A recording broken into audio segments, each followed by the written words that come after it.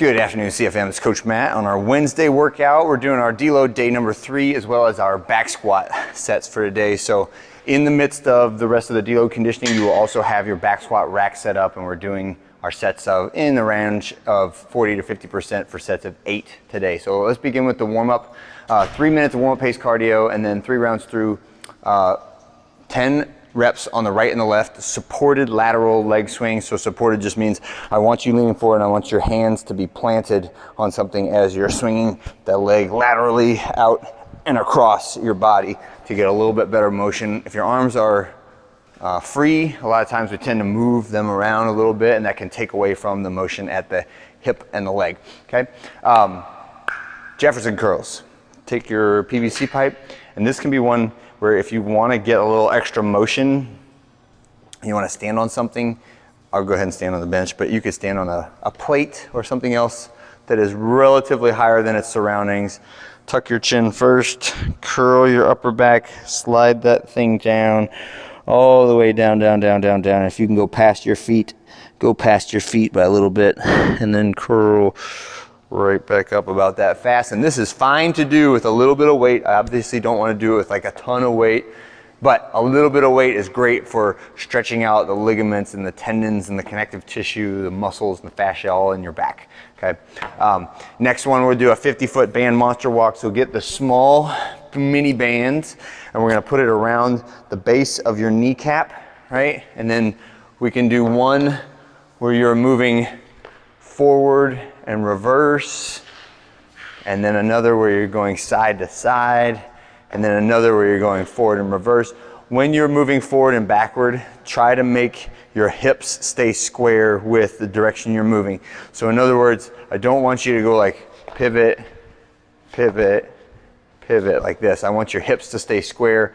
So we're moving the muscle of your leg, the joint where the femur contacts or goes into the pelvis is what we want moving in that case, all right? And then 8 reps of a warm-up back squat. So get your back squat set up. You can partner with somebody, however you want to do it, and squat all the way down and up from the back squat position. Okay, that's it. Set up the workout. For the workout, you'll need your back squats. You'll need 2 objects to carry. So a pair of dumbbells or kettlebells for the farmer carry. These should be a moderate weight, so 53.35 or 53.44, I believe is what I have written on there. Should be a moderate weight, and you are going to be allowed to stop multiple times. Don't make this a super high intensity conditioning. Just make it a reasonable grip challenge for you when you do it. So if you stop 3 times in 200 meters, that's totally fine. If you can get 200 meters without stopping at all, without setting it down, good on you, great job. But don't feel like you have to kill yourself to get all the way back without setting them down. We do want to make sure that you don't go so far into the tank that when you set them down, you're like running forward and like launching them and dropping them and rolling them. So make sure you can always have enough left in the tank that you can set them down under control, okay? So we'll do our 8 back squats. No more than 50% on the back squats. You can feel free to go up or down every set if you'd like to.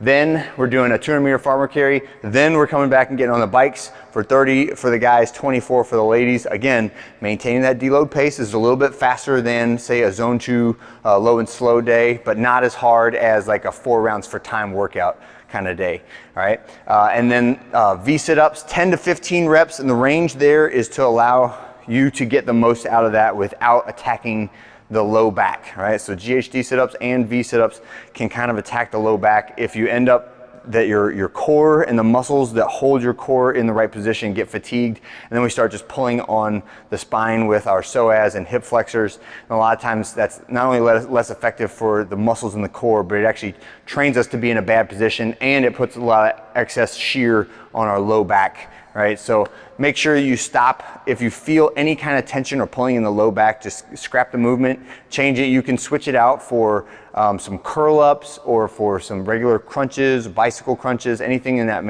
in that vein is fine. But we want to see like 10 to 15 total reps. And then after that, weighted step up. And you can really use anything. I have a sandbag at 50 and 30 pounds, but if you want to use a kettlebell or one of your objects from your farmer carry, that's fine. But I want to see that the bench or the box that you step onto, that the height of the top of it is lower than the top of your knee, such that when you step up, your knee is no higher than parallel to the ground, right? We're just stepping up, locking out that leg, and then stepping back down, okay? That's it. Super simple day today, 4 rounds at a deload pace, and that's it for this Wednesday. I hope you guys have a great one. I'll see you tomorrow.